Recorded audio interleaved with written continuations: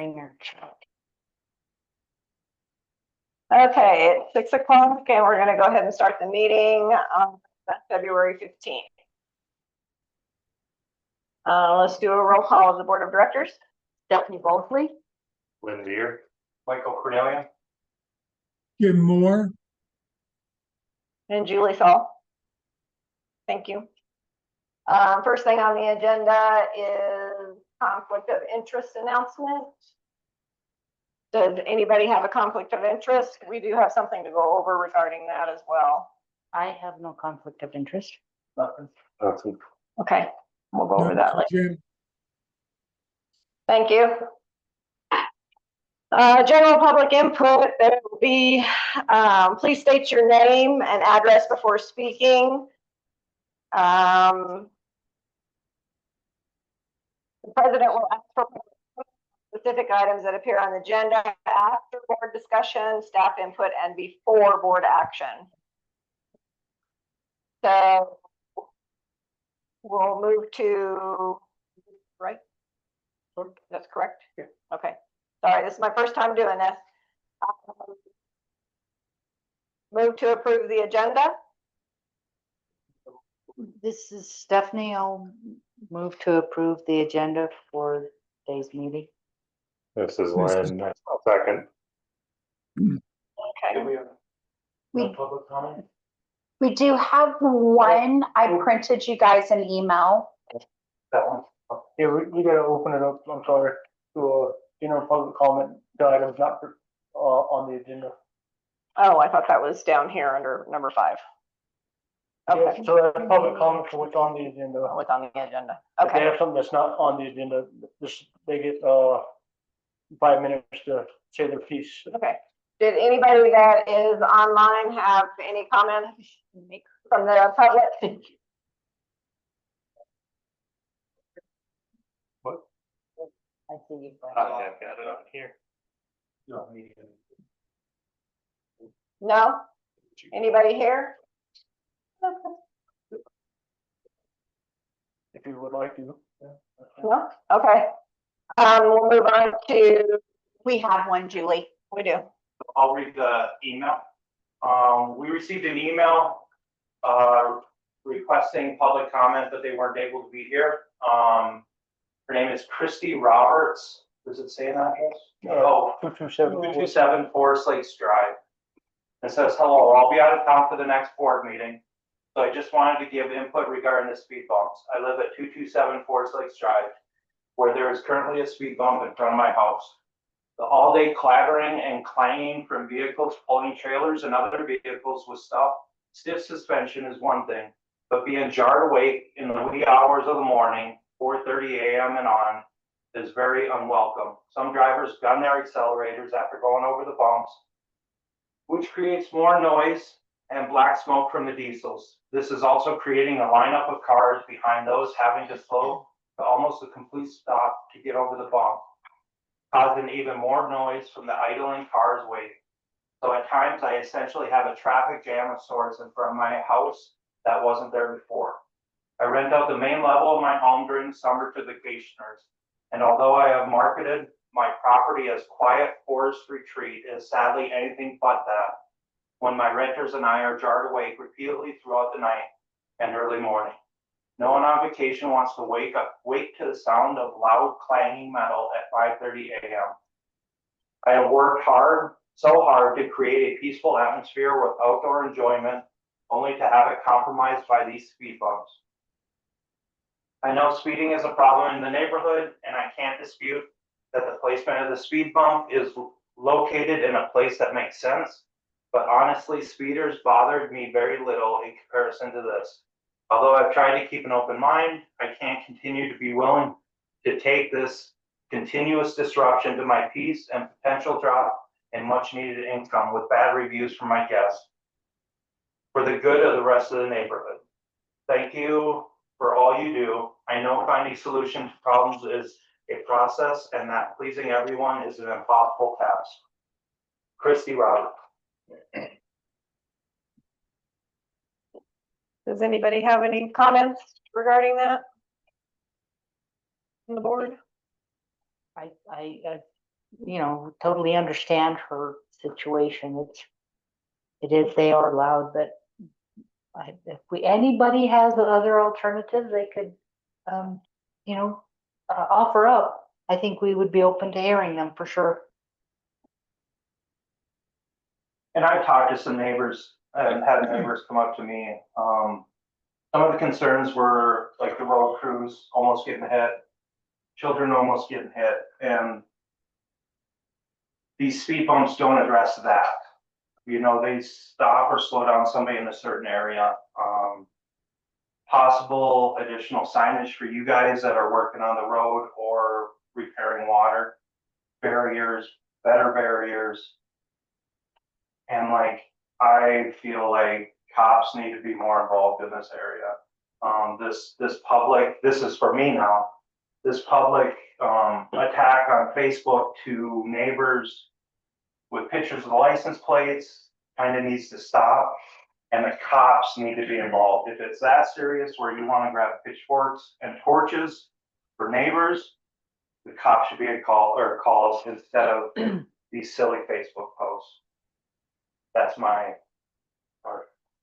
Is there any placement that could move all the speeding bumps into a place that's not like directly in front of a home? So maybe it's like in an empty lot area or something like that we might.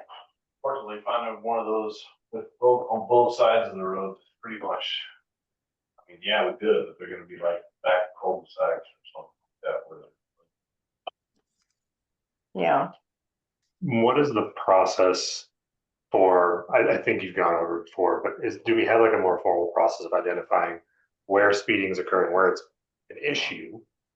With kids getting hit. If may interject, because we're kind of cutting into other people's public comment time, and if we really want to have more discussion on this, I would make a motion to add speed bumps as a discussion item to the agenda, and then approve the agenda, and then we can have a more in-depth conversation about it. Okay, You guys do have a hand raise on Zoom. thank you. Okay. Teresa? Hi, it's Carissa Hannigan, 115 Pine Tree Drive. Daily I see, and I'm not picking on pickup drivers, but they go right through the speed bumps. They are not slowing down. I think the people that are going to speed are going to speed. The people that are going to stop and slow down are the people that are obeying the speed limit sign anyway. My concern with the speed bumps are, I don't see anywhere how much it cost us. So you're wanting to know how much the cost for the speed bumps and the installation is? Yes. Okay. 46, was it 4,600? It was For 40. 4,600, and we get 50% reimbursement through a safety grant through our insurance company. So it'd be like $2,300 is what we'll actually end up spending. Per speed bump? No, overall. Oh, That's the overall cost. Yeah. Okay, so that doesn't include the labor. And I don't remember seeing that in the budget, but when I sent a letter to Stephanie and Corey, Corey answered me that mulch on the trails, especially around the lake, wasn't in the budget. So I'm trying to figure out how we can buy speed bumps, but we can't put mulch on the trails that people use around the lake. Because that comes out of a separate recreation fund that doesn't have the funds. We didn't allocate funds in the recreation budget for that. We haven't used funds for fish, but they've been in the budget the past 5 years or so. We did end up stocking the pond last year, Carissa. I don't remember what the dollar amount is. Yeah, cheap though. I don't remember right off the top of my head. That's just been my. We are looking at. Sorry, Carissa. We are looking at putting mulch or some type of ADA compliant material for FY26. As I had mentioned in my email, we're just getting started in the budget process, and I'm almost done with my part, and then I'm gonna sit down with department directors and discuss capital improvement projects. And that is on my list of things to talk to, Mr. Darrell about. And the speed bumps would have come out of the roads and maintenance Operation. operations budget, different from recreation budget. Okay, all right, thank you. I look forward to the mulch next year then. Thank you. Thank you. It may not be mulch, because mulch isn't considered an ADA compliant material. So it'll be something, but, Darrell and I have yet to discuss it. Okay, thank you. Is anybody else? Is Teresa the only one online? She's the only one that I see that had a hand raised. Okay. Do we want to make a motion to add discussion of speed reduction methodology to Yeah. future board meeting? You can add it to this, you just can't make a decision, but you can add it for discussion. Okay. I think we should maybe table it till August, and that way we can have good discussion and Do some decisions. So this is Stephanie. I'll make a motion to add a Well, discussion that item to doesn't- next time. Oh, we don't need to make a motion. Yeah, well, Check. Sorry. I just wanted so bad to make a motion right away. We'll let you do it next. Next, we'll move on to the financial agenda, the June 2025 disbursements. Jim? Oh, sorry. Say, Hang on a second, Jim. We need to do the previous minutes. I'd like to Anybody? make a motion to approve, June's minutes. That was Michael. This is Stephanie. I'll second that motion. All in favor? Aye. Aye. I have a correction, I think, for the minutes. Under the section D, there is a per gallon figure of $46 per gallon. And I think that's a typo. Where did you say that was, Jim? What page is that on, Jim? It's under Okay. section D. Near the bottom. Where the resident was asking for forbearance or forgiveness. Page 3. Just $384. $46. Yes, it's pretty far down in that paragraph. Yeah, Do we have those recorded version of the minutes? yes, So maybe we can revisit that? we can, you can either make a motion. Well, I would make a motion to, you can table them until the next meeting to approve these minutes, or you can make a motion to approve these minutes with correcting that typo with Yeah. what is reflected in the, yeah, recording, electronic version. Or the recorded. recorded version. So we need to remake a motion. Did you have something else, Jim? Yes, there's one other correction. It's relatively minor, but this is me owning up to having made the motion in the prior meeting. I was the one who made the motion to offer $1,000 worth of relief. Julie may have seconded it, but Julie should not be saddled with responsibility for that motion.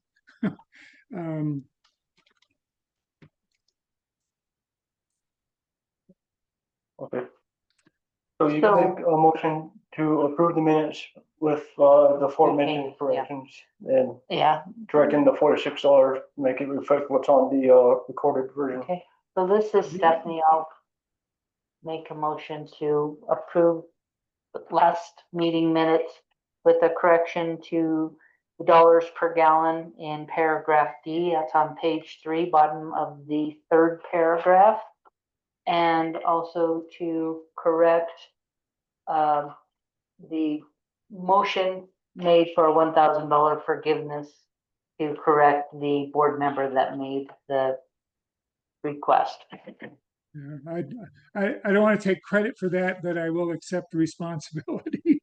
And I'll second the motion to approve with these corrections. Okay, thank you. Oh, baby. Oh, all in favor Aye. of changing? Aye. Aye. Aye, Jim? aye. Okay. Okay, now we can move on to financial action agenda. June disbursements, Jim?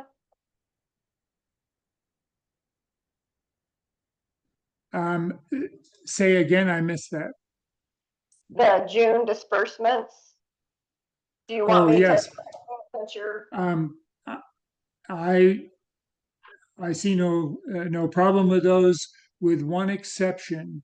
The disbursements list that staff gets is signed by, in most cases, Julie and me.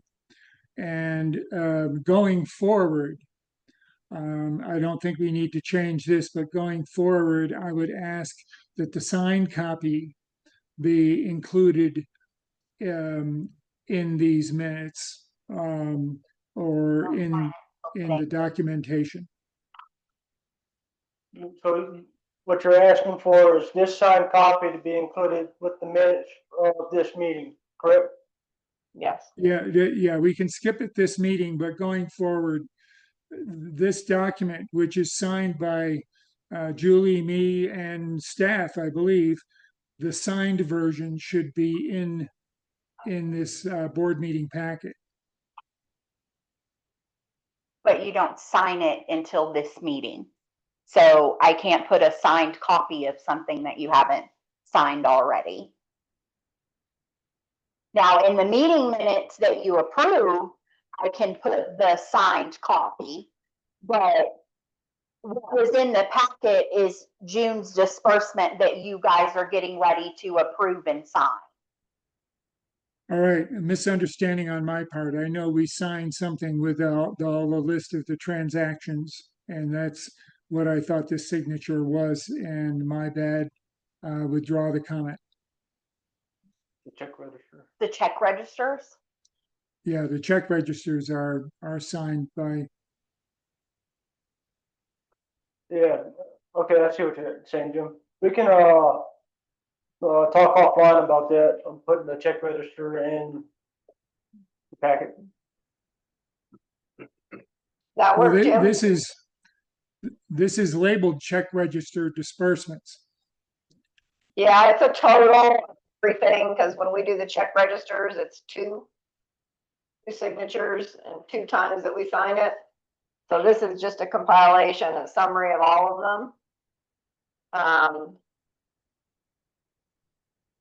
So what she puts in the packet would be both registers that we would have signed, and we could include this too as a summary. If, so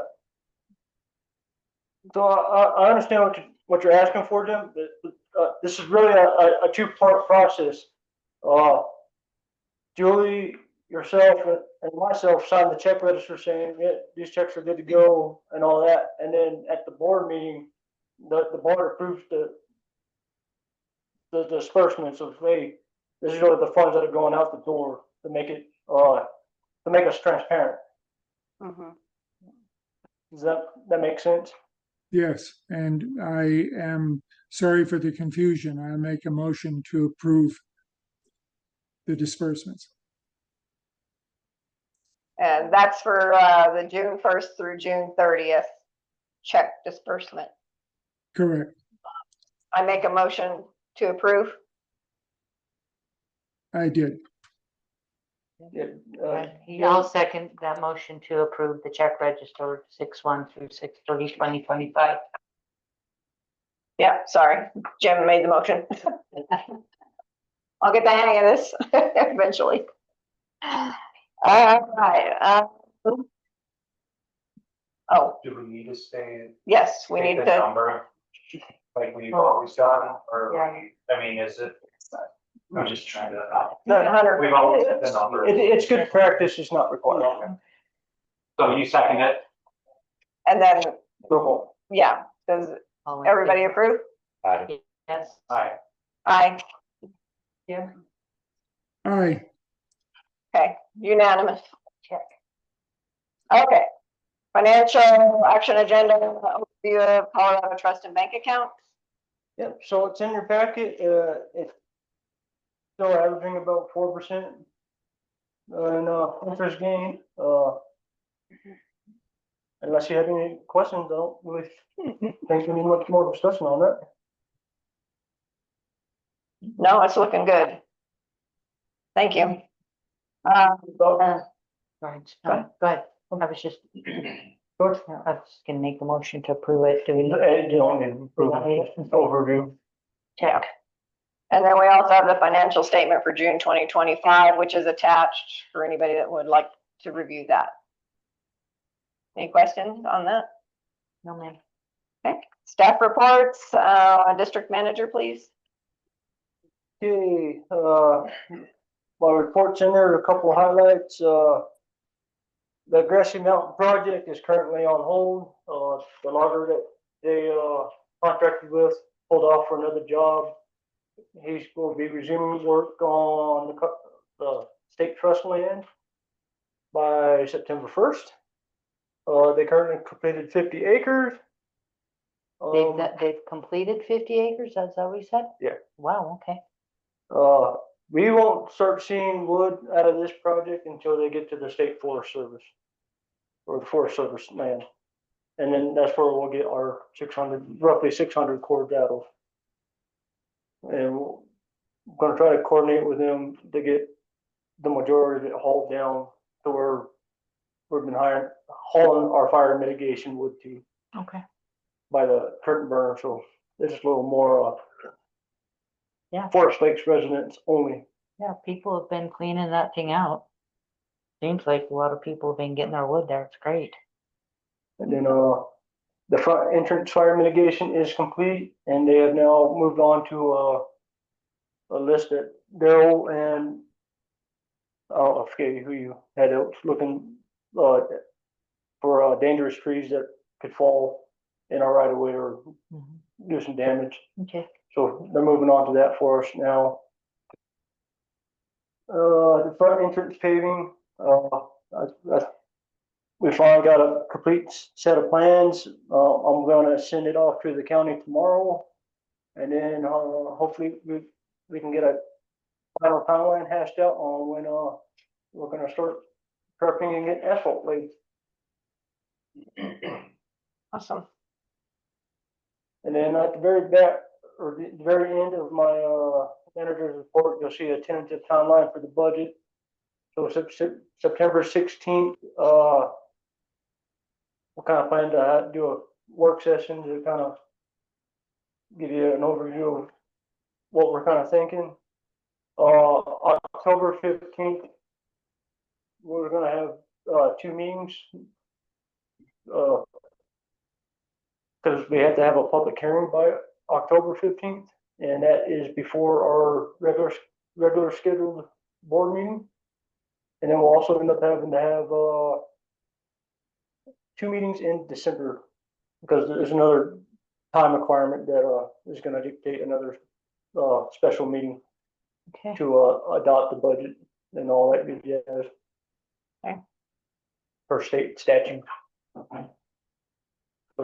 Thanks for October the and heads December up. will be 2 meetings. And on the evacuation route, I know you're looking, and this is the property, Deering property that you're spraying and all that? We didn't do Darren's property. We sprayed ground clear on our property up to his gate. Okay, We can't go in there until we get written permission, unless there is an actual emergency, then obviously we can go, but for any Forest Lake staff to be on his property, we have to get written permission beforehand. And I have reached out to him and I have not heard back yet. okay, And I'm gonna be quite frank, it seems like, since we got it signed and he got his money, he's been mute. So the mitigation's also been on our property. fire department. Yes. Yeah, nothing's happening on Darren's property right currently. Well, with the environment that the way it is, how, It's passable right now. Where it's gonna get sticky is if it's in a rain event, there's a couple spots it gets a little slick. okay, And now that we would also have to figure out there. Listing or pushing vehicles off the road that were, dying or whatever. We would have machinery out there helping okay. make sure the roads get up. For regular travel. But Does it make sense to have our lawyer send them a letter saying we need to get on that I've property? given them one more week and then I'm gonna reach out to our lawyer. Okay. Perfect. Sounds good. Cause currently it's been about a week and a half. And then the community center, the two contractors, do you need to put that out for a bid? More likely it's gonna have to go to a formal bid. Just talking with them and dollar amount where it's gonna need to go a formal bidding process. Okay. Can we make sure that that gets pushed through? Getting the formal bid? It'll depend on cost. Because we only budgeted, 50,000 for that and there's some stuff that needs to go to it and the engineer's time for drafting all the documents that they're gonna need to bid on. So it shouldn't cost that much. We should have enough, but I'm still waiting to receive the two first initial quotes. Okay, But if it does reach that threshold where it requires a formal bidding process, then it's gonna be pushed off even more time-wise of getting it done, okay, just because of the process. all right. I just don't wanna see these guys spending man hours cleaning it up still and graffiti cleanup and all that. I think we just need to get it taken care of as soon as possible. Anybody else have any comments on that? I don't wanna see a show, but that's what has to be. Well, so one of the contractors that I was talking to, I did ask him to give me a quote on what it would take to rehab it. You know, I didn't ask the other one because they deal on destruction, not construction. So that's still kind of pending to get that, Yes. if it's possible, okay. Yeah, and they both said it would probably take them a little while to get all the quotes and stuff figured out Yeah. because the amount of concrete that's there and yeah. Yeah, Okay, Their ad got about that big when I told them there's a cement filled swimming pool in there. yeah, I bet. Like, but could we reuse that for something like a pavilion, then you have a nice base? Yeah. It depends on how that concrete is. I'm down. It depends. Yeah, I was talking to a guy the other day that used to come up here as a kid and swim. Yeah, no, I think we're losing resources, recreational resources, and I feel like, I don't know if the board has a stomach to put up another community center in the future, and I feel like if we lose this one, just like every other resource Forest Lakes has had in the past, it's gonna be gone for good. And I don't wanna see that. Yeah, I'll be interested to see if it's the demolition tip versus rehab is relatively close. 'Cause if it is, then yeah. I think our future children and community members would appreciate a gathering spot. yeah, and if we have to put it as a pavilion or something because of the building, that would still be a gathering spot, could be used. Yeah.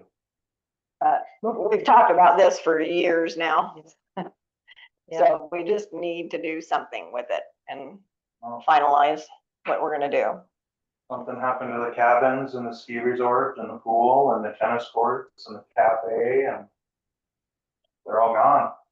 Yeah, And this community is, anyway, I almost forgot to mention this. I got a nasty phone call from Warren Gabbard, who worked for the state, water resource division, and, pretty much, being told we are gonna go shut somebody's head gate off tomorrow, cause he called it stealing water out of our ditch, cause he doesn't have rights to our ditch. And he's irrigating a piece of land that's on our dry up plan. So tomorrow morning, me and Mark or Daryl is gonna be meeting up with, Mr. Gabbert and a police officer or sheriff.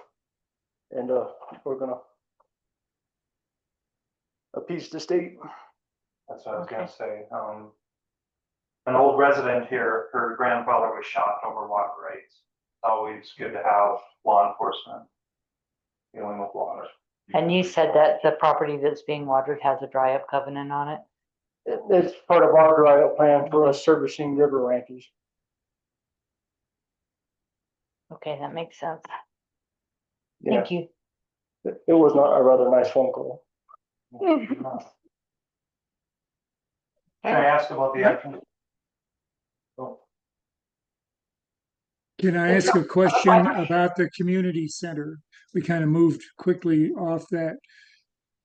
If there's interest in maintaining the community center and we don't have the budget to rehab it or do otherwise to it other than tear it down, if we have the option to rebuild it, would it make sense to put out a referendum to the community for a one-time levy to help pay for it and determine with that appeal whether or not the community has an interest in supporting it? Are you talking about a mill levy? To be honest, I don't know the methodology to raise funds one time for one purpose, but if that's the methodology, yes. Well, anything Tabor related has to be voted on by the taxpayers. So we would have to, next election or get on, a Tabor question that the board has to approve and go through the whole process, which, I don't know that would be the route I would go, Jim. Honestly, I don't see that being approved or approved by the voters. And I would suggest that's the route we want to go about potentially doing a no levy increase. That the board should have put a board together to talk about why we're going out for this, because once the district goes down this route, the only thing we can do is put together an information packet, and then we're not really allowed to say yea or nay to when people ask us about it. We just, here's the pros and cons, and we can't, and the board can't say, this is why we need to do it. You would have to have a committee that would be supporting it.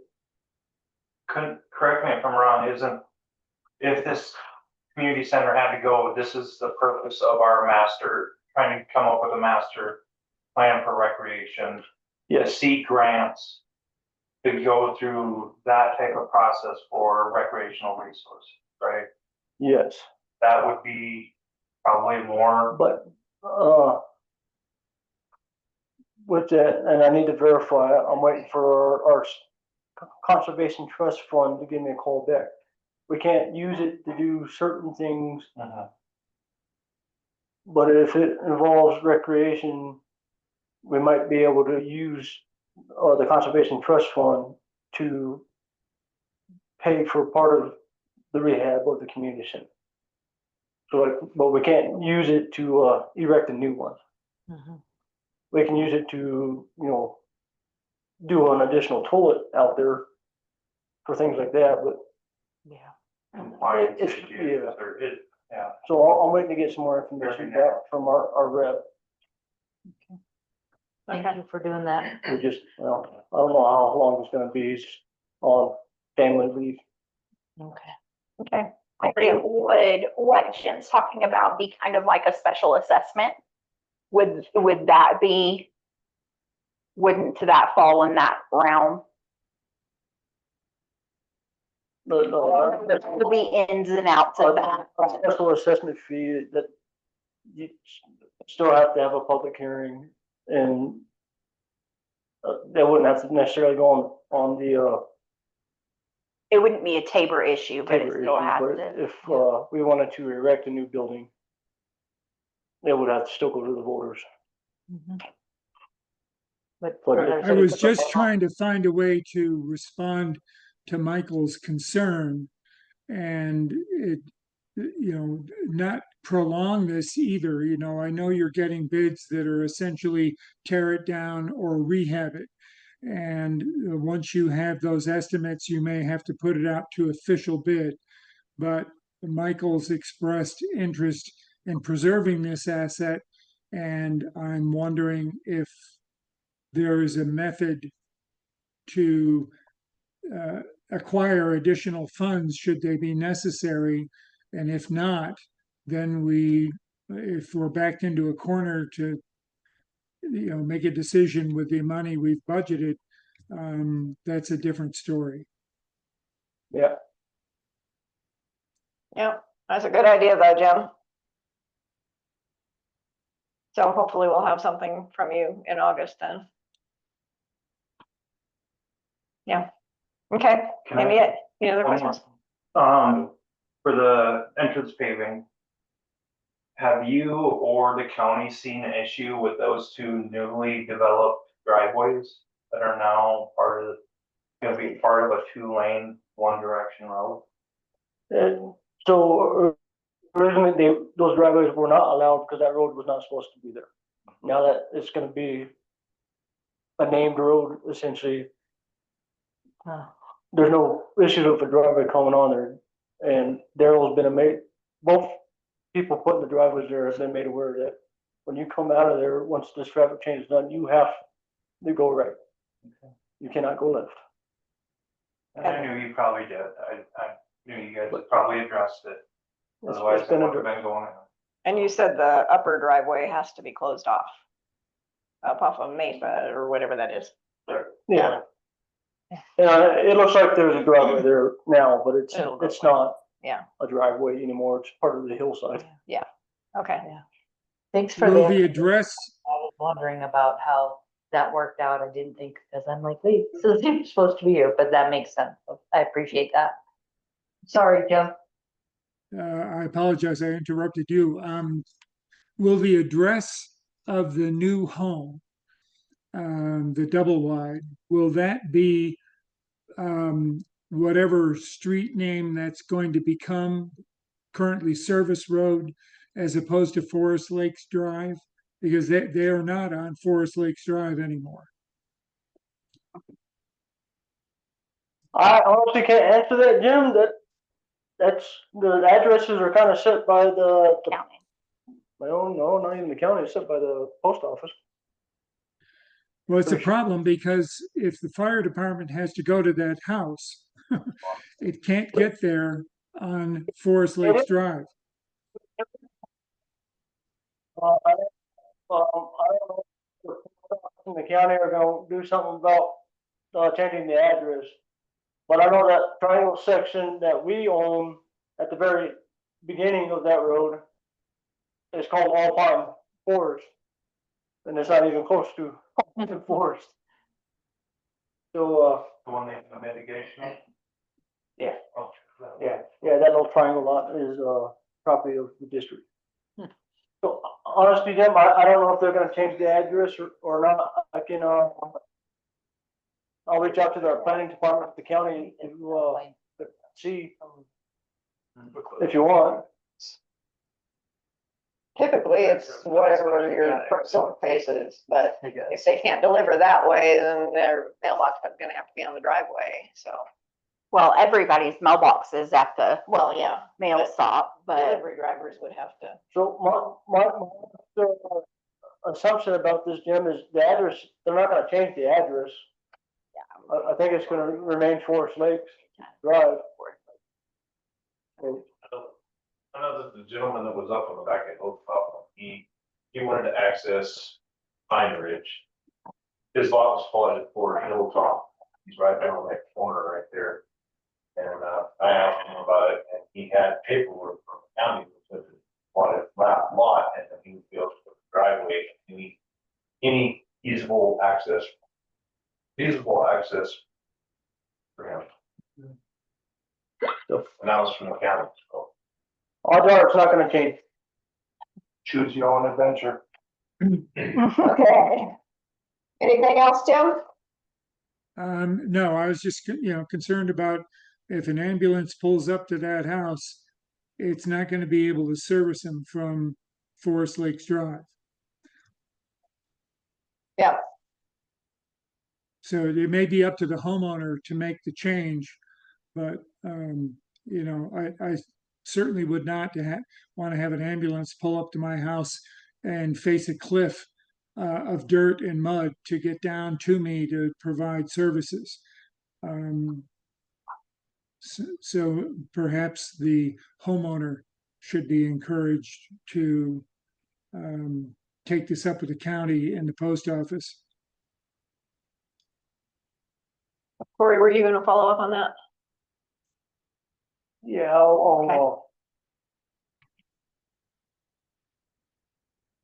on it, Okay. write my note down. Okay, if there's no other comments, are there any online, Shauna? No. No. We'll go to Director of Administration. Do you want to give the highlights that you'd like to? Sure. I attended the FDA workshop. We did have a new hire this month, Mickey Burr. He is helping with administration, and Daryl as well.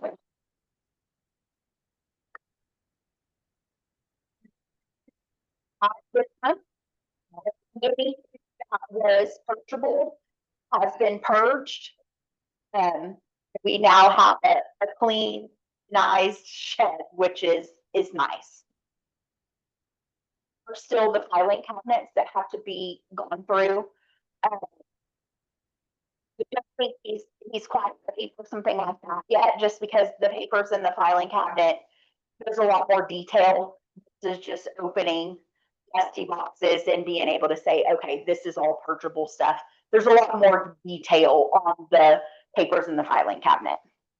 But those boxes that have been around from the 70s, 80s, 90s, anything that was purgeable was purged and handled.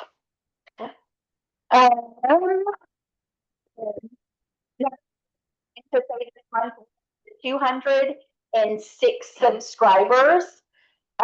June was our biggest month of new subscribers. We had, I think it was over 20 that subscribed in the month of June. I don't know if that was the event that we had, but we were telling everybody, hey, you would have known if you would have subscribed. We sent out notifications. People just felt like subscribing. I don't know if it was. I was very happy about it. So we are officially over 200 there. Yay.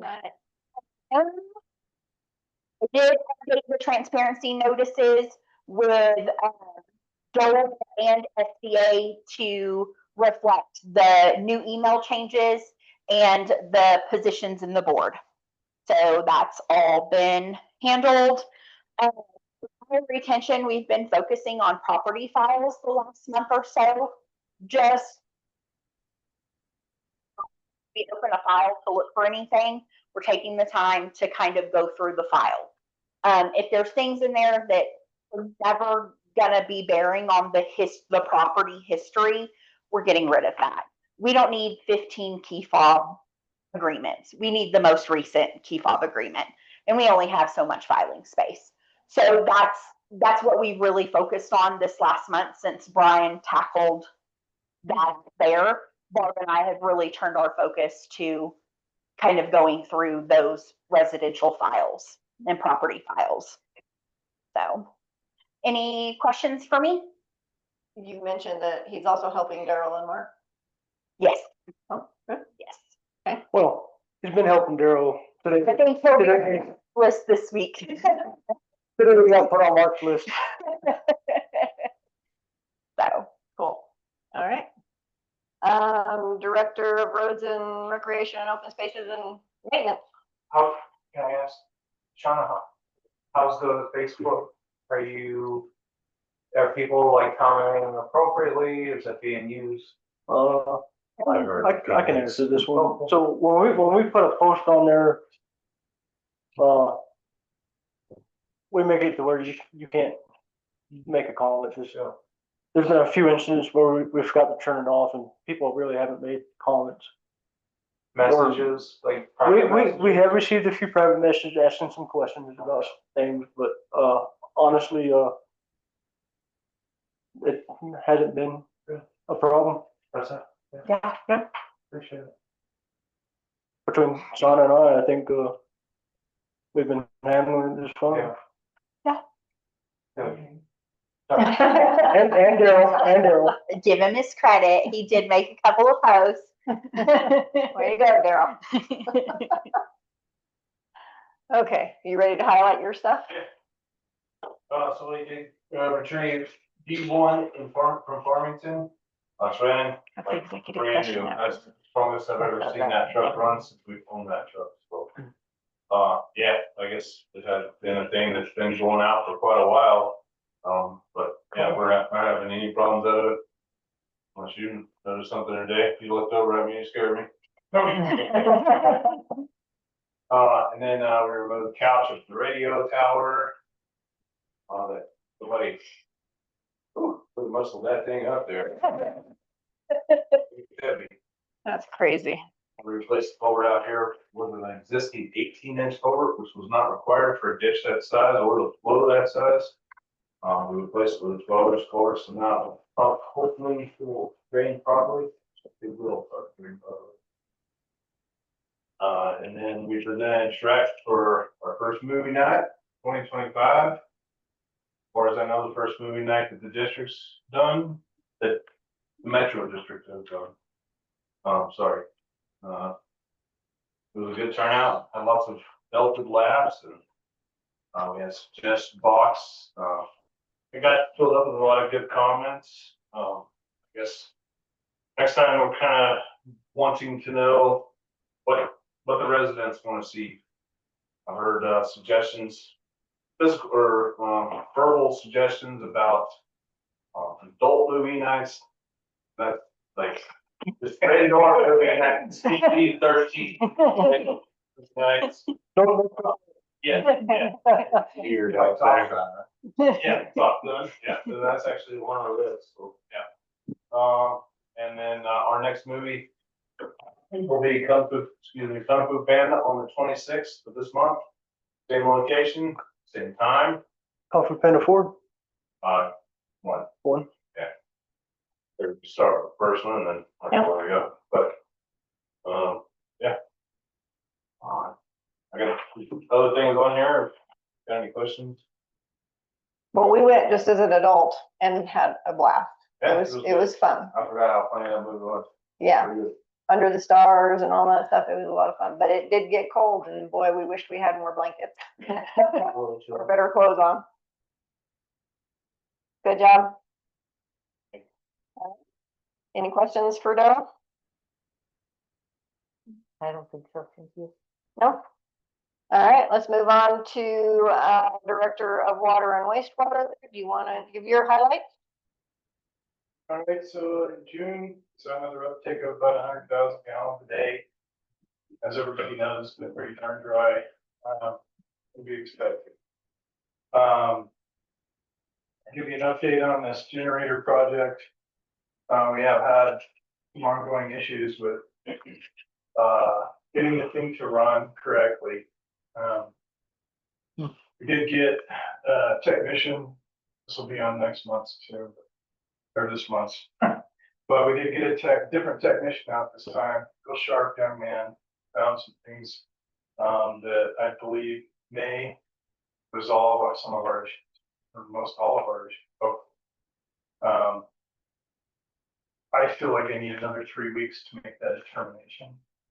You know, declaring victory after 1 week is a sure way to fail. We didn't hear that then. We did have one setback. We have some automatic transfer switches that we have delivered that were the wrong size for what we need to put at the tanks. They're 200 amp service transfer switches. They need to be 400 amp. So we're making that change where we're going to exchange those. Those should be here around the end of August. We're going to ship around the end of August. So sometime end of August, 1st of September. We have moved the generators up to the tank sites. And we're waiting on those pieces to connect the dots. Once you connect the dots, then this leads into the next deal. We did have a 4 or 5 hour power outage happen here recently. We could connect the dots. Now we can't move water up there. Hopefully in September, that won't matter ever again. We'll be able to move water from the plant to the tank, from that tank to the next tank, from that tank to the top, regardless of what's going on with the fire, like, or as long as the fire doesn't take out our generator. So it'll be. You said that. Hey, man. You know, we got a couple pop up here. So anyway, we've never had that ability, but now this project is trying to get us to that point. You know, where you would expect a modern water system to be. So talked about the power outage a little bit there. And I want to interrupt real quick. I want to say too, Mark was gone that day, and Tim and Matt actually, I think, did a pretty good job of handling that emergency with the lift station and everything that was happening. Yeah, there was a lot going on whenever that happened, an operator. I was on the phone with them. I just happened to be on a river on a boat. But they handled a lot of stuff that day, monitoring the tanks. We had already come up with a plan to switch some water flow and stuff like that. But what the most, from my perspective, the biggest thing about that event was the after action stuff. Yeah, you go through something like that, and you're like, okay, here's what we need to check first, second, third. And so now we've got kind of a roadmap. Generator started and ran like it was supposed to. Great. Excellent. Let's see. We did all of our normal monthly sampling. This month, I want to try, if I can carve out some time to get back into the PFAS study that we have going. It will either be this month or next month. I have this done with us, the river being out. So that's one thing that I'm going to get done. And we did lose a piece of equipment in the wastewater tank. One of our blowers went down. Brand new, it's a little over $10,000. One thing you didn't plan on. Looking at rebuild possibilities, which might be cheaper, but it's proving a little harder to get some hard numbers from them because they all want to look at it and then give you an estimate of what it would cost to fix it, or if it's fixable. So that would be the next kind of large chunk out of my budget. Was that something that we just purchased not too long ago? Like a year or so ago? We did have to replace a blower motor. This is blower. Oh, Okay, I was There's gonna so far ask the that. motor terms.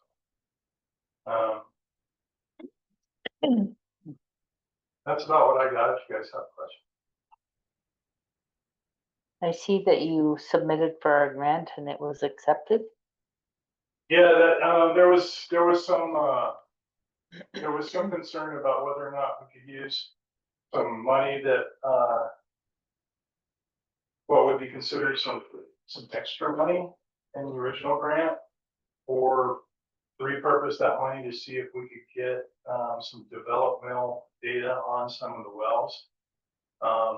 Two of the wells, in my opinion, show some promise. We need to continue our sampling and our study to confirm that. They're not completely clean or anything like that, but the first first sample was promising. So how do you know how much water you can pull out of that aquifer? You have to have a pump test done, and that wasn't in the original sampling analysis plans. Redo another one, and submit that to CDPHE. Okay, It's accepted. We can use that money for that purpose. We just have to get to that point. okay. Well, thank you for looking ahead on that. Yeah, thank you. Everybody okay with anything? Any questions for them? Any further questions? I don't have any. I don't know if this is the proper place, but do you want to talk about the change in hours with staff? I can, so Just Well, keep everybody informed. the only change in hours is, with Daryl's crew, huh? Instead of doing, 5/8, they switched to 4/10s. Which is, I told Daryl that we gotta have coverage or trash coverage from Monday through Friday, like normal business, and, they devised a plan and I'll let them have at it. Is that just through the summer? That's just till Memorial Day and then after Memorial, or sorry, excuse me, Labor Labor Day. Day? We'll start every year Memorial Day. And we talked about the trash. We're still on that, except for Friday. I don't know how we wanna work this out yet, or not. I don't wanna work. Well, let's keep talking amongst ourselves on the trash hours until we come up with a better plan than what we have. Then we can bring, so we're talking about extending the trash hours a little bit with the 4/10s. We don't necessarily have that worked out yet. So once Daryl and I get it hashed out, then we'll bring that to the board. Okay. Seem to be working okay? Okay. I mean, And there will still be trash hours on Saturday? Oh, yes, Jim, that's not gonna change, we're just talking about the extended, doing the 4/10s, those days that they're there, potentially, leaving it open a little bit longer in the afternoon, or even opening it up a little earlier for some residents. Okay, all right. All residents. All residents, yeah. All right. Speaking of trash, what happened with the arm issue that the person drove through? Which time? I noticed that one day, I think it was last weekend or something, there was no arm there. Not last weekend, but during the week, I guess. There was no arm. First time I was struck by a resident, one time was struck by an employee. One time wind blew the exit gate off. That was the wind action. So, Yeah, all that holds those arms on are plastic nuts, Yeah, so they're designed to strip and break, so it doesn't break. okay. More expensive stuff. I was just gonna ask, maybe we need to go with some heavy duty gates, but apparently not. Yeah. Okay. Thanks. I was like, is this a result of still that first incident with the No, resident No. drove into it? Oh, okay. Stephanie was just close. It was actually. It was there. I still ran like, I was like, I drove up there and I put it in my fob and I'm like, wait a second, there's something. Sharp as a marble. Cool. Okay. Um, Let's move on. Corey, you have some things that you'd like to talk about? Groundworks contract? yeah, so, this is the only company that I could find that is semi-local to, fix the void that we have happening underneath our back patio back here. I wanna get it filled before it cracks and becomes unusable or a safety hazard. I don't have the quote in front of me with the dollar, I think it was $1,500 or Yeah. 2,300 bucks, sorry. I'm looking for, you guys to give me approval to do that. We do have some money left over in our building and repair maintenance. This is Julie. I'd like to make a motion because that is a really bad void. Make a motion to approve the groundworks concrete repair quote and authorize the district manager to execute the contract. This is Stephanie. I'll second the motion to approve Corey to hire Groundworks to fix the. Wait, oh, yeah, good point. Are there any public comments about repair? For the back patio here? I have one question, and it's sort of a due diligence question. You're talking about patio adjoining the office, right? Yeah, right, the patio that's right here in the back that extends from this side of the building to the other side of the building. The access, back doors. I gather we are beyond any builder's warranty at this point. Yes. Okay. Had to be asked. It was brought up and probably about the time that the warranty was still there under different administration, and we're dealing with it now. Unfortunately. So. Okay, should we do it all over again? Do we have any backfill to like prevent that drop off on some of these sidewalks, just do some grading? We are gonna do some grading, part of that board, I believe is being caused by, rodents. Hence, I got a trap out there, so anybody got advice on how to catch squirrels would be great. It's pretty deep though. I don't think the contractor did what they were supposed to. Absolutely, they didn't compact that right. Yeah. But Okay. they're gonna inject some epoxy stuff in there, almost like leveling your foundation out. Just same process. Yeah.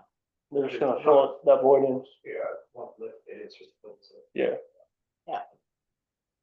Okay, anybody else have any comments? If not, So I have to ask, just like Jim, $3,000, could we replace that for $3,000? It'd be more expensive to replace it for 3,000. I'm old. I know old prices 20 years ago. Yeah, it's not that anymore. I I can promise you that. No, as long as it, I mean, that's the This- most cost effective approach, dealing with the erosion, the settling, and possibly doing some grading to prevent it from the future. That's, I would support this action. okay, this is Julie. I make the motion to approve Groundworks concrete repair quote and authorize the district manager to execute the contract. This is Michael, I'll second that. All those in favor? Aye. Aye. Aye. Okay, we'll go to water leak. Let's see, hold on a minute here. That's Groundworks. It's a way back there. Yeah, it is a big contract. Let me get down to the bottom down here. Fine print there. Yeah. So the water leak remediation policy, if you're ready for me to move on. I'll get there. You're getting close. I'm there. Okay. The last board meeting, it was decided that we needed to, come up with a policy on how we remediate when people have water leaks in their house. Joey, Jim, and myself, worked on this and put it together. I don't see this being an issue. Does anybody have any questions on it or need some more explanation on some of this terminology? Part of this policy, that we wrote up, if you have a water leak that happens inside your house, that could have been avoided if you would have done the proper stuff. We're not. What you're saying inside of the house, but is it just on the private side of the? I'm gonna Oh, sorry. get to that. Sorry. Inside the house, past the external shut off that's typically in your crawl space, force flakes is not gonna cover that. Because you should have been able to do your due diligence, to keep heat on, winterize your property, to keep that from happening to your house. What this policy is gonna help the homeowners with is if their service line from our main to their internal shut off breaks. But that's buried under the ground, and the homeowner really has no control of that line rupturing and running thousands of gallons of water through the meter. So that policy, this policy is for that section, but, help the homeowners out. It's not gonna be helping, them out if it breaks inside their house. Like a running toilet or the water line to the refrigerator breaks or line underneath the kitchen sink breaks. Yep. I like it. Any questions? Any public comments? We're about ready to read. I feel as a board member, if it is in the house, a catastrophic event, like, I don't find it, like, I feel like we could still address a situation like that, because those things get really expensive really quick, and people are in serious issues, and I'm not saying paying it off, but like putting a pause on the late fee to stop adding to their situation might be a good That's in the. addition that's to in the policy. policy. And I'm not saying if it is their sink and it's their fault, but they reacted quick, but it took a lot of water, just pausing the late fees. That's in here, it's under the statement, payment plan. Yeah, But inside the house. And the eligibility of relief though kind of kicks that out, so I see what I agree. Michael's saying. yeah. And again, like, that's not the situation we just faced or we faced a year or so ago. All I'm saying is that as a board, us producing water, maybe we can individually look at the situation, just so people aren't buried with late fees. Like, that's it, like, not anything else. Inside the house, pause late fees. That's just mine. That's, Yeah, So maybe we can amend this and come back to it next month. Oh, I like the way it's written, like I read. Yeah, I but read the it, I- eligibility thing precludes what you're just asking. So it says you're moving that eligibility piece to be avoidable. kind of amending it. Yes, So I could wordsmith it in a way that if it happens here, you're only eligible for this. If it happens here, here are the other eligibility or circumstances that you can qualify for the other forms of relief that are in this policy. yeah. that would fall under the financial relief option Mhm. to say something about if it's in the home, then the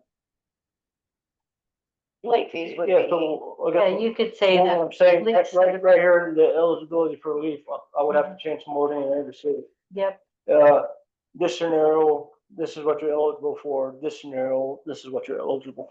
exactly. Like leaks that occur beyond the internal shutoff valve are eligible for debt forgiveness.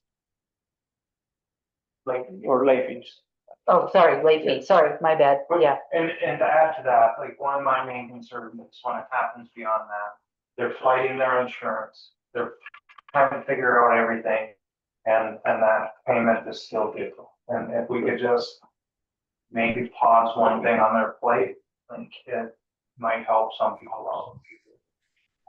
A little relief.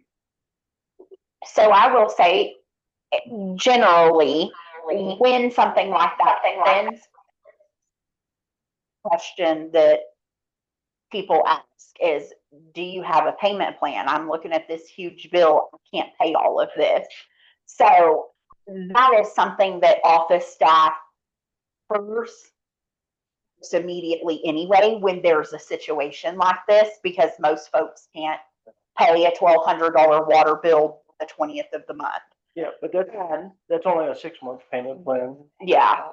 And with any normal payment plan, whether it was a water leak or you just fell on a hard time, the way our payment plan is structured is it pauses that compounding interest. So, I mean, if you want to amend the policy, by all means, for sure, but that is always something that office staff first, especially when it's someone who was diligent, they answered their phone, they let us know, and we see the next month that the water's still not just running through the meter. And you, Corey and Mark have all touched on that topic during these conversations, that there is, you know, forgiveness, consideration, understanding. And I just, yeah. Yeah, and I think that the purpose of having the policy is just to give us something For to say, sure. this is why and how we're doing that. So, Yeah. yeah.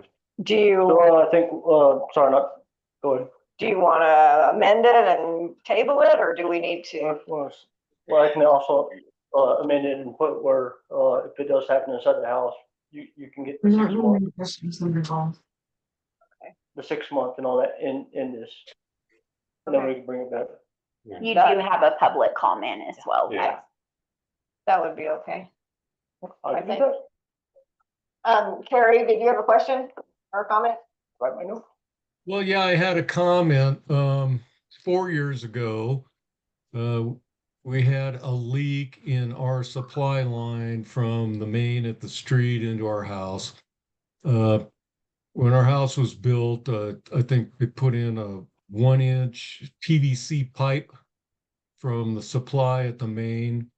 And there were a couple of elbows out close to the main, and one of those elbows developed a hairline crack that it took months for that water to seep to the surface for me to even notice that there was an issue there.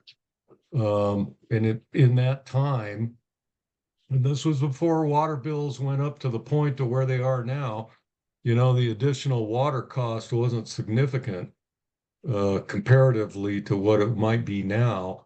But I think there's a question as to the due diligence of the homeowner in rectifying the problem on their own. Because in some cases, it may take quite a while for them to realize that they have an issue. And of course, this doesn't alleviate the homeowner's responsibility for paying the cost of the repair, but the time it takes for them to discover that there is an issue and the water lost in that amount of time probably should be considered in this. And also, I would suggest, and I don't know if this is already the case, that water taps that come from Metro District into the residence are constructed in such a way that there is a minimal chance that there will be a compromise at some point in the future. Yeah, so I can answer that. I don't know what was happening 4 years ago here, but I do know that when we read the meters, we get what's called a high read list. One is homeowners that typically use 3,000 gallons or 4,000 gallons, and all of a sudden we see they get red flag and it's 16,000 gallons. Office staff and field staff will go verify it, make sure the leak indicator on the meter going, and then office staff will reach out to the property owner and inform them, hey, we think you have a leak, you know, you should check this X, Y, and Z, or hire a plumber to come pinpoint this leak for you. As far as burying the service lines, I don't know how they were doing it back in the day.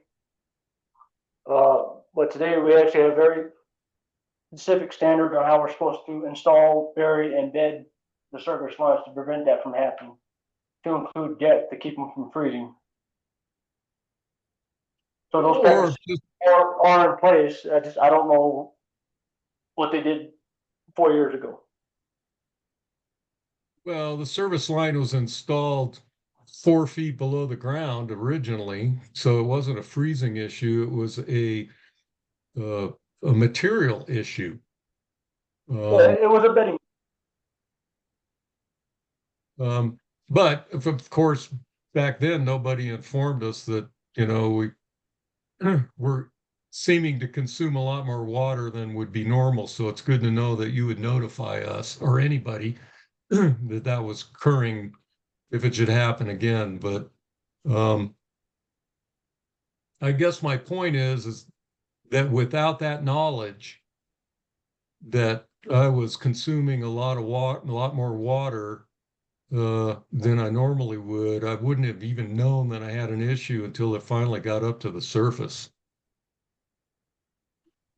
Yeah, Yeah. and I don't know what their standard practices were back in the day, but that is something we most certainly do now. Yes, sir. Can I chime in as well? Carrie, the policy as written here um, specifically addresses that particular condition and with the knowledge that the meter readings, when there's an aberrant meter reading, you get notified, then you become eligible for a payment plan, a reduction in the fee down to the lowest possible rate, which is the 384 per gallon. That's the rate charged for water for the first 3,000 gallons instead of like $9 a gallon, which is what it can go up to. And waiving the late fees and accruing interest and stuff.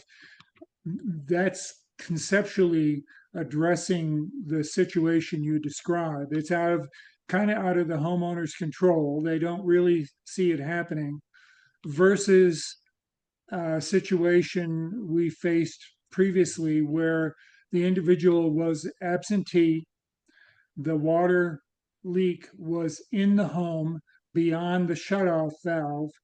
No one was around to take care of business at this vacant home.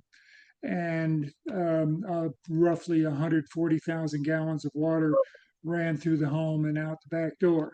But it was beyond the shutoff valve. So now the board has uh, added an interest in creating a lesser level of relief for that situation for a responsive homeowner who's taking care of business, but not the level of more or less comprehensive relief outlined for something in the line that connects between the meter and the home's shutoff valve. I don't know if that helped at all, but the situation you experience is exactly what this policy is trying to address. Thank you, Jim, and I appreciate that, but notification is the key. Right. Mhm. And it's credit to staff. They jump right on it as soon as they notice an aberration in water consumption based on the meter readings, and they notify people right away. And this is not a rare circumstance. They do this when somebody jumps from 4,000 gallons to 12,000 gallons. They're on it. I know they're on a lot of stuff. Thank you. Barry, I want to say also there, I know you're not talking like this, but we have no idea what they did in the past with some of these plumbing, with some of these water lines, and Mark is trying to solve a lot of those issues, running into a lot of those problems. But with the computers that we have now with the billing, we're getting notified probably as soon as possible, and we're making those phone calls as soon as possible. It is just going to be one of those things that we're going to be having to fix the sins of the past. And I gotta say, Mark and his team is doing the best, and the road crew and court, like they're doing the best they can right now. And we'll keep developing these teams and processes and fixing it and stepping in as board where we can. So. Well, I appreciate that you're considering relief for folks that may not know the problem or do not have the immediate resources to solve it. Absolutely. Well, thank you, Carrie. Thank you, Jim, Michael. So moving forward, you're going to amend it to say something about, Yes, I'm gonna amend it to where, it's gonna mention the 6 month, payment plan for if it's inside the house and, late fees and okay, there's going to discuss. Thanks, Corey. And then I will, you and Jim wanna review it after I do that, or just bring it back to the board? probably when you guys want, I mean, we could definitely review I it. think we get passive with those amendments, or Yeah, passive with Those Amendments. those amendments Okay, being addressed. that sounds good to me. Okay. That sound good to you, Jim? Okay, yes. All right. I make a motion to approve resolution 2025-07, adopting the water leak policy. This is Julie, with the, with the amendment of in-home payment relief. This is line, I'll second it. All those in favor? I, Aye. Aye. Okay. Go on to the lien filing fee discussion. yeah, so this is just discussion, no action, just kind of giving the board a head up. Currently, our fee to file a lien is $35. 13 to file it, 13 to release it, and $9 in administration fee. They have since then raised that fee to $43 to file it and release it. So that is now $86 on top of our admin staff. So what I'm recommending, we eat that cost for the rest of the year until we approve the new budget and the new rates. And we increase the lien fee to $119. 33 of that would be an average of office administration staff wages. And then 43 to file it, 43 to release it. Does it have to go with the budget, or is it something we can approve to change? So anytime we do any new fee or increase a rate or anything like that, it has to go through the formal process of a public hearing. Okay. We are having a public hearing because you have to have a public hearing for the budget, where we go over the rates and that, all that stuff. So I would just, we'll eat the cost this year and raise it for FY26. Sounds good. Okay. I was gonna say, why don't we do it? I have a comment. $33 is quite a bit more than we were charging. But to be honest, $43 one way and $43 the other way for the county, we're already charging only half if we were to charge $43. We're going to be eating a deficit as well for the balance of the year, sucking up the county's $43 charges both ways.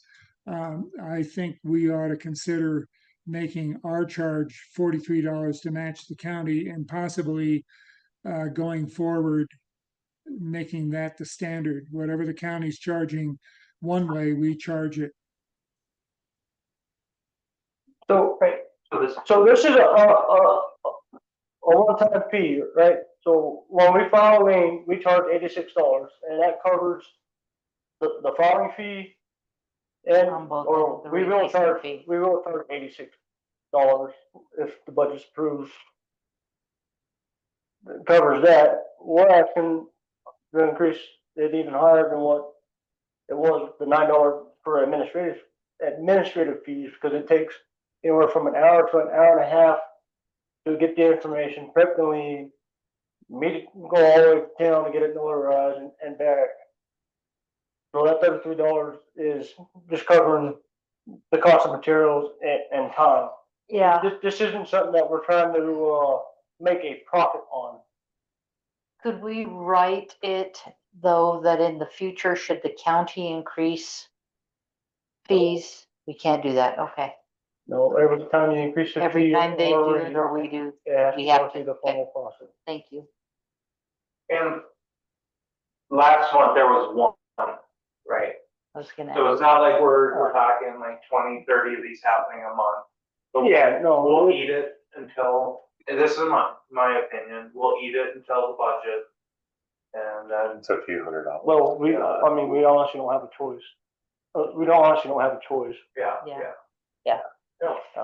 unless you wanna do another special meeting and have a public hearing Yeah. on no. increasing that fee. Yeah, and spend almost that much. Are there any public comments? Regarding the lien?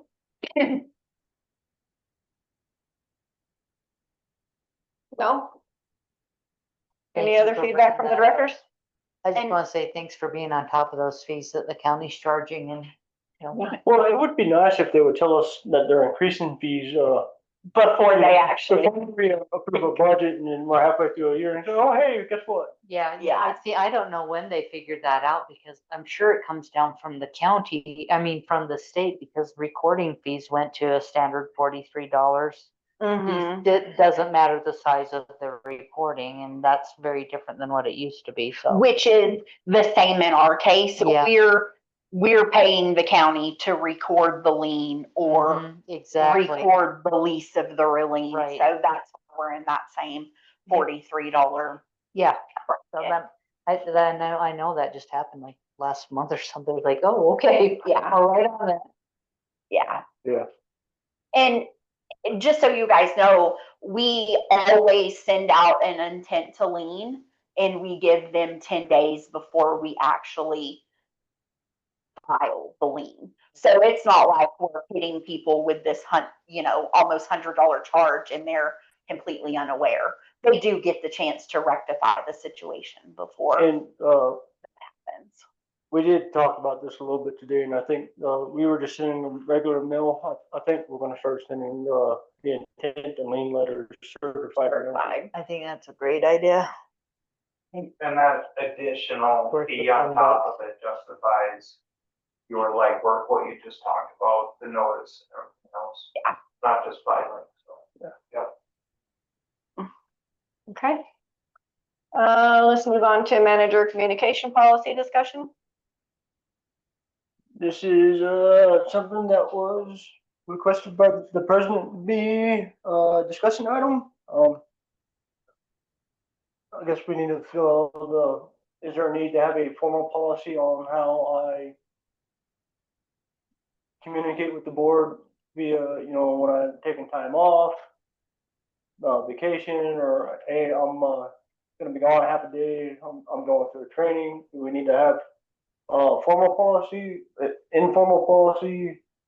I mean, what is the process right now? We don't have one. I mean, like, well, obviously you don't just like come and go, Well, for vacations and stuff. we didn't really have a policy in place. Julie, Lynn, and myself kind of came to an agreement that, hey, if I'm gonna flex some of my time and, leave half a day out early on Friday, I'm gonna let the board know that, hey, I'm not in the office from this hours, or if I'm working from home, to inform the whole board. When I request vacation time, I gotta go back to the email. You With and me and Lynn, just yeah. or both. Who's both? I would request it to both, the VP and the president, and, once they denied it or approved it, I would inform the board, hey, I'm going on vacation. Mhm. So we kind of came up with a quick synopsis, but, we don't necessarily have a formal policy. Mhm. I think, I think as long as we understand and there's an informal policy, I don't think we need a formal tick box. Yeah. It's more as long as you don't abuse it, I don't see a need for it. Yeah. If you do, I wouldn't expect, then probably put one in and do a formal one. But until then, I think it's just, we talked it through, and if you're working from home or if you're taking days off, notifying. I will never work from home if I can avoid it. Yeah, exactly. So I have that's 2 kids. It is Yeah. impossible.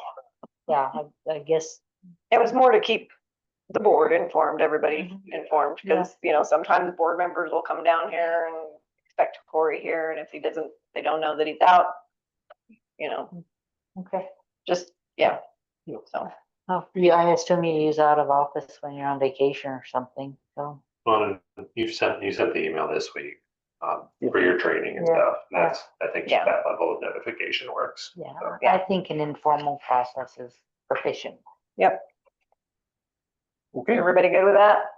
just so long as Jim? any requested leave is not unreasonably withheld. I think that's kind As of, what? that any leave he requests is not unreasonably withheld, the approval of that. Sometime.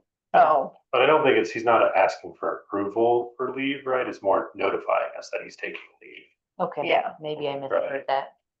You don't have to. I've worked at a lot of television stations where there are 100 employees.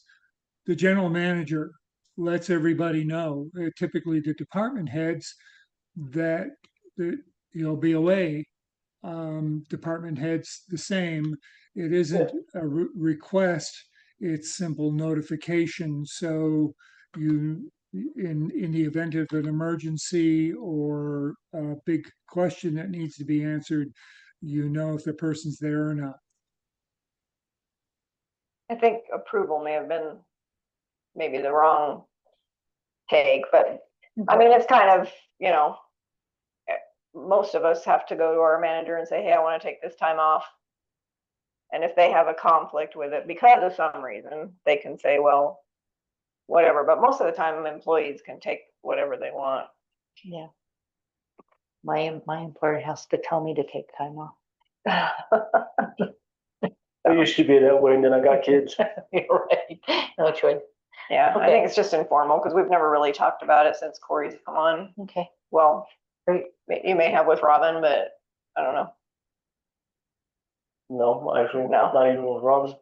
Just honestly, the first time we talked about it. Okay.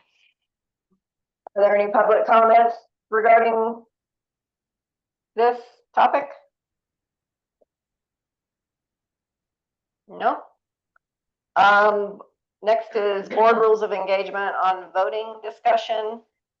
I know Lynn and Michael weren't able to attend the SDA conference, but this came up from legal counsel that every board member is a member and has to vote. We can't abstain. So that's what this is all about, just putting in what the SDA is recommending. If there's a conflict of interest, there is a form you have to fill out prior to the meeting, so everybody is aware. We cannot step out and say, I'm going to recuse myself because,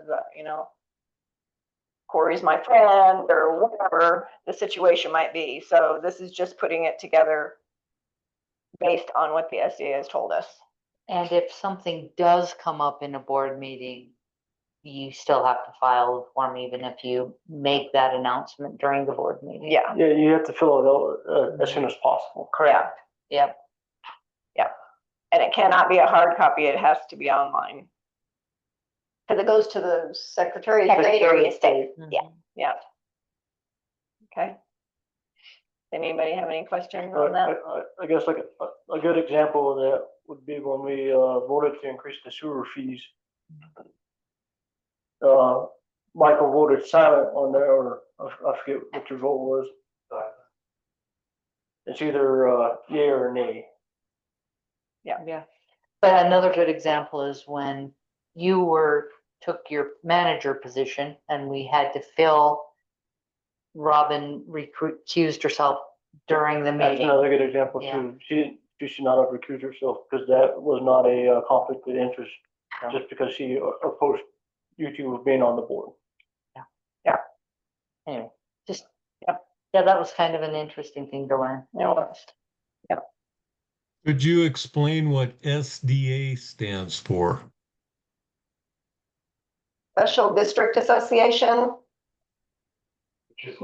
Okay, Which is what we are, Mr. Newman. We're a Title 32 special district under the Colorado Municipal Code.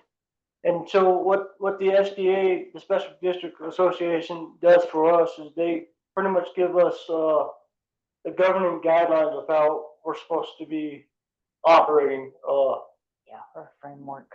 they're our framework to understand what Colorado state statute is and what it means to us. Yeah, and they also keep an eye on things that are coming through the legislature that may impact us. Yeah. They have seminars and different things that the board members can attend and staff regarding all of the legalese. So we know what's coming up. And they fight for us too. They fight for the grants and different things like that that may be taken away from us. So they have a lot of clout, and go to all of the meetings regarding all of that legislatively. I appreciate that explanation, but I would suggest refraining from acronyms. Okay. Noted. Okay, let's move on to the legal signature policy. You wanna head this one off or you want me? I can. We have talked about the legal signature policy before, and Corey has a form that he's filling out that Paul, the lawyer, will attach to the documents that we've come up with that are required for that. And so he's just basically going to attach it. I just wanted to make sure everybody was on the same page with that. Formal policy, informal procedure. I think we already approved a policy. Well, we didn't approve a policy. What was approved and amended was what documents should be going to the lawyer. Right. That we added to the board manual. Yeah, thank you. We don't necessarily have an approved policy, but we have, the board did all agree that cover letter was sufficient enough at a board meeting. Me and you talked about making it a policy or informal policy, or we can make it a standard operating procedure. And Corey brought that up. And if we think about it, it's not just for us. If we make it a policy, it's for future board members. So if we do make it a policy, I feel it would be a good. Well, it wouldn't be for future board members, it'd be for future district managers. Managers, yeah. Well, and the board would know what to follow too, though, as far as, you know, how to. So I think that would be a good idea to adopt a policy for that. And that's my reasoning for it. Because we all know. Right, and things change rather quickly. You know, new staff comes up. And it doesn't necessarily need a policy, it could be a be a SOP. Standard operating procedure. Yeah. Yeah. Yeah. That, yeah. I like the standard operating procedure. Because those are the step-by-step that basically we need to follow. Whoever that manager might be and whoever the board member might be. because the way the board is set up, is there's only gonna be 2 or 3 that remain on the board at all right for that transition period with the new board members. And anyone that steps into the district manager role should be reviewing all policies and SOPs and all that. Mm-hmm. Become familiar with what he or she walks into. Yeah. In 20 years, especially when you're ready to retire. Or until you guys fire me. I like that happening. Having an SOP. Yeah, I'm good at an SOP as well. Yeah. But you had also mentioned what we have in the board manual. Did it all need to go together and not be within? I don't know that we need to put SOP in the board manual. Know what we have in that was approved by resolution and adopted into the board manual. To the board manual, so we would leave that in there. The SOP would just be. Would just be a standalone document that sits in our file, HR folder with all the policies. Okay. Sounds good. Any public comments or Jim? I am more enthusiastic about a policy than an SOP for the simple reason that with the policy, if you violate the policy, if you terminate an employee, that the situation might end up in litigation because of harassment or EEO or any of this. And we don't have a policy that says that should have been reviewed by council. We only have an SOP. I'm not sure that carries the same weight. And given what's at stake with things being reviewed or not reviewed, I'm not sure that an SOP holds the same weight as a formal policy.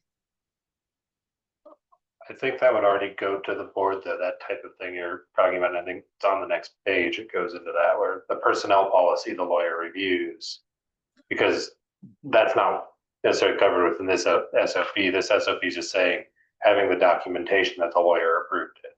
The lawyer needs to approve it, I think, correct? Yeah, Already, it's just, this is a formal thing saying the lawyer reviewed it. They needed to either way. It's just Thank you. adding. Is that correct? yes. Yeah. The things that need to go to lawyers, this SOP is just saying, hey, once it gets reviewed by the lawyer needs to, put his stamp on this cover letter saying that he reviewed it. Yeah, but he was gonna review it either way. Yeah.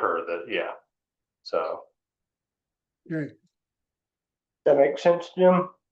Yes, I just wanted to air that concern. But even if an employee didn't follow the standard operating procedure, they could be written up. Would that still cover your concerns? Or,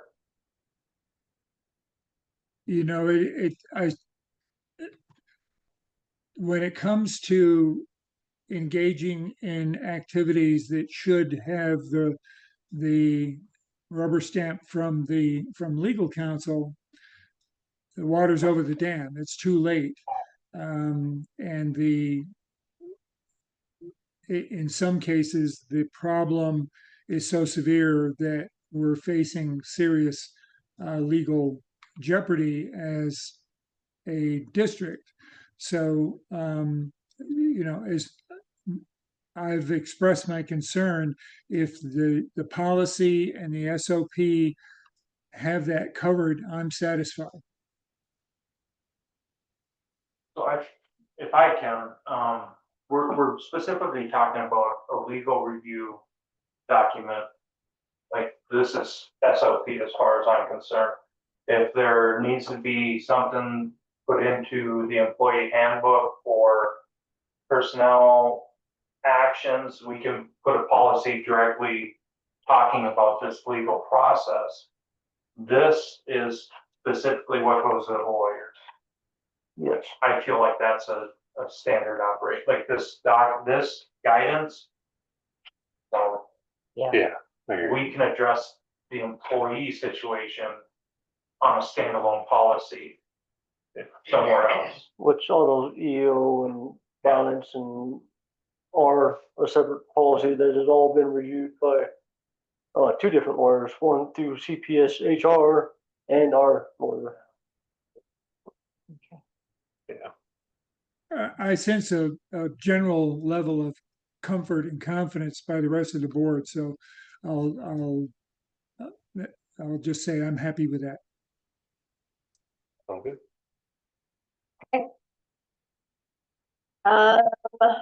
next on the agenda. Legal review document, we got that. That's the end.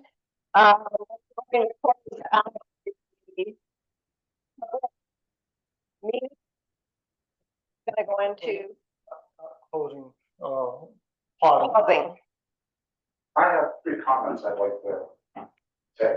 My name is Bob Hutter, at 464 Hilltop.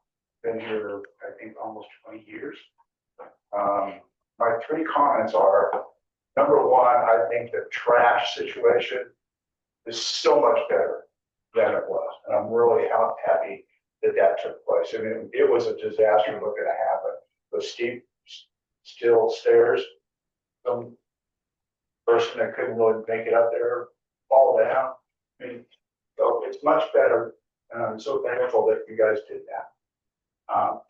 My second comment has to do with the roads. Roads are beautiful. You guys do a great job. We appreciate you, especially in the wintertime. And my third comment dovetails with the roads, and that has to do with the speed. Please remove those speed bumps. I don't think they're effective. If you go 20 miles an hour, which is the speed limit, it's just a bump. It's not a big deal. Problem is, you get somebody behind in front of you in a Prius, and they're 2 miles an hour, and the car starts stacking. And you know, speeders are going to speed. We can't stop that. What I would suggest, though, is more signs. Okay, if there's more signs put in there, then you pass a sign, you can automatically read it. You go, oh, I was thinking about what I'm doing at work today, and I go past it, and I go, quick, 25 miles an hour. That would slow people down. You're saying,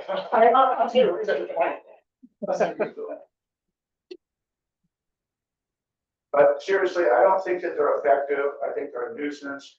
The guys work really hard to get our roads smooth for our traveling enjoyment. It seems like the speed bumps are counterproductive to the enjoyment of driving our roads. Those are my comments. Well, thank you. Thank you.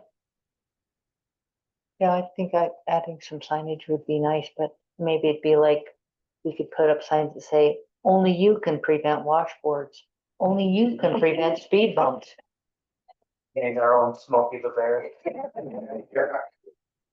So I mean, the speed bumps, just take the speed bumps off and then don't fix the roads. That would have the same effect. So but I don't think that's what we want. We want, No. you know, smooth, nice, beautiful roads. Yep. Thank you, guys. Yep. Great, thank you. Thank you very much. Yeah. Hey, we got, One hand so up. we're going to here. go into executive session. Gary, do you I have a comment too. I know Carrie does, but I have one comment I'd like to raise after Carrie.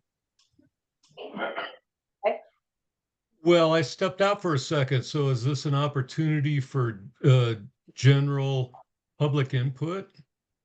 That was earlier in the meeting. Well, I know, but I'm curious as to why Bob got an opportunity to speak.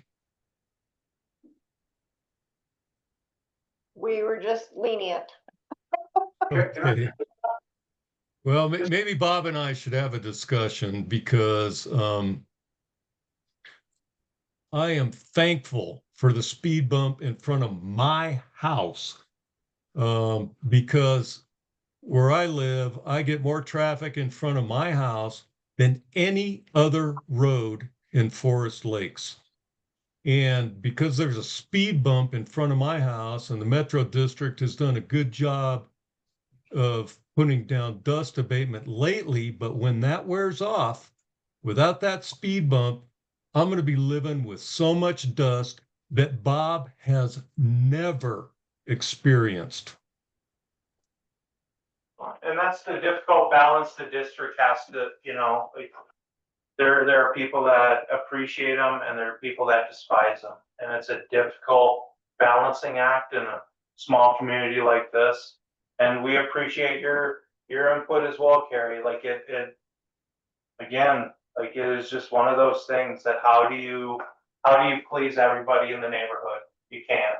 And I did at the beginning of the meeting, when this subject came up also, we decided to end the August meeting to put this on the agenda so we can have discussion and potential action. So we'll definitely in August bring up more information and have more discussion. Well, hopefully there's a full room and a full chat gallery. All right. But yeah, we appreciate your comment, Carrie, because I Well, think thank you. Okay, so now we need to pause the meeting. Going to go into executive session. I did want to raise one thing. I know it's not normal for the directors to report on stuff out of the prior month. But we had a very significant incident at the trash facility where there was an accident with a backhoe and a resident's vehicle.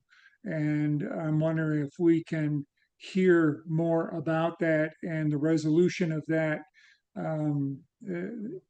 as part of this meeting, because it's a pretty big deal to have an accident that involves repairing a resident's car and so forth. And I think that ought to be included in the meeting as soon as possible. So, he leaned out of the cab to, appreciate some people taking some trash, left at the dumpster, some chairs. When he leaned out of the cab, what he should have done was engage the hydraulic lockout. Unfortunately, he's a pretty new operator. That didn't dawn on him to do that. Not excuse me for anything, but he didn't lock it, hydraulic lockout. What's going to come of it is he was reprimanded for it. It wasn't just a written or a verbal; it was a written reprimand. We don't need to go into that in public detail. Okay.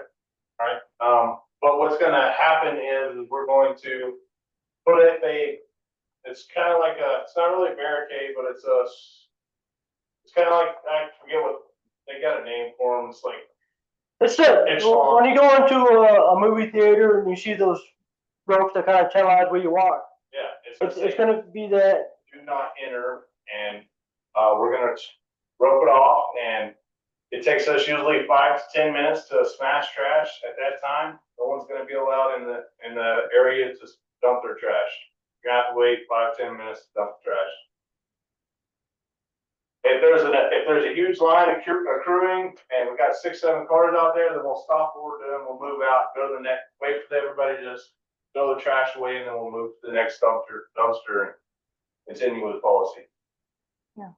Retractable Yeah. clothes. It's just been a matter of time before an accident happened down there anyway. I've seen people who dump aerosol cans. I've seen people who dump batteries, car batteries, and we've smashed them and they've exploded. It's just been a matter of time before an accident has happened in the first place. Best thing to avoid it is keep everybody out of the area where we're smashing trash. Oh, Good yeah. idea. Thanks for Um, making that plan, actually. I think it's great. I have a question about the smashing trash, because that was on a Saturday, right? And he was the only one there. Could the trash be smashed Friday before you guys leave, so the one person doesn't have to be there Let alone? me explain this. We had a dumpster delivered yesterday. Yesterday, we smashed it and it was already halfway full. So Yeah. they do smash it at the end of the day. But Saturday, they have to come in right around lunchtime, noon usually, and smash it again, make more room, and then they have to smash it at the end of the day to get the lids closed. Okay. All right, well, I think, Jim, one of your questions that you brought forward was, the insurance. And Yes. why our insurance company will not cover it. Do we need to somehow change the insurance so we are covered for something like that? It's not gonna matter if we change the insurance. We are a government entity under the Governmental Immunity Act.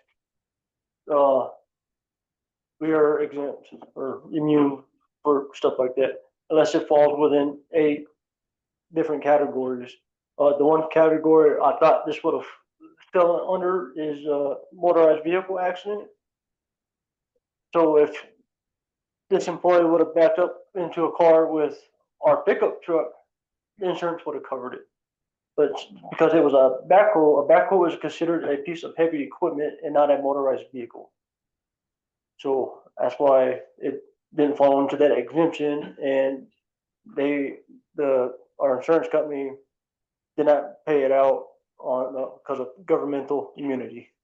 So what happens if worst case happens and somehow with backhoe, same exact scenario, but someone dies as a result? Is the FLMDs liable and the insurance won't cover that? Or? I gotta go back to the clauses, there's, About to say, I think it said if there was like extenuating circumstance, yes, even if it didn't fall into one of those 8 categories, that the governmental immunity wouldn't. And then the insurance would cover. Yes. Okay, Yes, sir. that's it, yeah. so, and I'll, you know, that, what the insurance company sent me, I'll send to the board members. Great. Okay. So if a snowplow, That's a motorized vehicle. some reason slides off the road and goes down into a home and tumbles or whatever, you know, a pretty serious thing. That's a motorized Well, vehicle you're and, so and creative. is falls in that exemption of where, But if your vehicle parked on the road, if I were on, I would only have code now. But if, I don't think we can resolve this tonight. That wasn't the intention. I think I would like a lot more clarity on all of this, so I understand the district's liability. You know, the word exemption is being used, which means we presumably didn't have to pay for the damage to the vehicle for some reason because it fell under an exempt activity. Um, it, that may be the case, but you know, Lynn outlined a problem where it would be different. It would be my desire to have real clarity on this because I'm uncomfortable with the idea that a motor vehicle can sustain $2,500 worth of damage, and we have to pay out of pocket, presumably as an act of goodwill, even though we don't presumably actually owe the person the money because we're exempt. This is, you know, this isn't, this is clear as mud to me. And I'd like to understand this better and see if there's any way we can further indemnify the district. You know, do we need to put a license plate on that backhoe? What do we need to do to ensure that an accident like this is covered by insurance and not some ad hoc policy? an accident like that will never be covered by insurance, no matter who we go with, because of the Governmental Immunity Act. Colorado State Okay, statute, so I'd like clarity on that, and I don't know that we're going to get there tonight. Colorado State statute has very clear rules and list out the exemption. And I'm gonna send that list of exemptions out to the board, tomorrow. okay, Of what, and when I say exemption, it, exempt from our governmental immunity, so if we, I took my pickup truck and crashed Julie's new car, our insurance would pay that because it's a motorized vehicle. Does that make sense, Jim? Kinda, but Yes, but you know, the nuance is the thing here. And I look forward to learning more about what all this means and why we're not insured for this and how we protect ourselves. You know, if that backhoe did $50,000 worth of damage to a Mercedes Benz, what does that mean? that means the district does not have to pay a dime. And you know, yes, we do, because we'll be waiting in lawyers and so forth for years over this. You know, Our governmental immunity would protect us because we're Okay. government. It would be shut down pretty quick. But I think you addressed the main, you know, we can't go back in time, but you addressed going forward. There was addressing of the employee, and there was, a set standard moving forward, that cars would be roped off, not around equipment, so we have procedures moving forward. Yep. to Yeah. Hopefully avoid this in the future, whether it's at the trash or at Slash, right? Correct. Okay. Yeah. And even like the training of the employee to know this is what you do when you're in here. You know, engaging the hydraulic lock, you know, stuff like that. So. Yep. Okay, Experience operator would have done that. Like I said, he is an inexperienced operator. I take some responsibility for not properly training him on the vehicle. okay. I think we need to move forward now to the executive session. We'll go ahead and pause the meeting at 8:00 p.m. I can read it. I read this during this. No, this is what Oh, I need you to read that. okay. I'll talk to her outside this. Okay. Executive session pursuant to 24-6-402, 4E and F CRS for discussion of personnel matter involving the performance evaluation of the district manager who has been notified of the executive session and has consented to it. At this time, the general meeting will pause at 8:01 p.m. And then we gotta read the motion and, roll call or vote. Okay. I make a motion for the executive session. I move pursuant to Colorado Revised Statutes Title 24, Article 6, Section 402 at subsection 4F and subsection 4E to go into the executive session to discuss a personnel matter. As this executive session involves a personnel matter, the employee involved has been given the opportunity to require that this discussion be conducted in public. And the employee has indicated that he wishes for this discussion to occur in private. The particular matter that is to be discussed behind closed doors is the annual review of the district manager and contract revision. I second. This is Lynn. All those in favor? Aye. Aye. Hey, Jim, You could shut the meeting if you like, and I will rejoin. If that's better. no, because Shauna's gonna pull it out. If you use the link that I sent you earlier via email for the executive session would be best, Jim. Because she's gonna close this off and it's gonna do its downloading and stuff. That way she don't have to sit around and wait for this to get done. Okay, found it. Okay. Thank you. Thank you, everybody.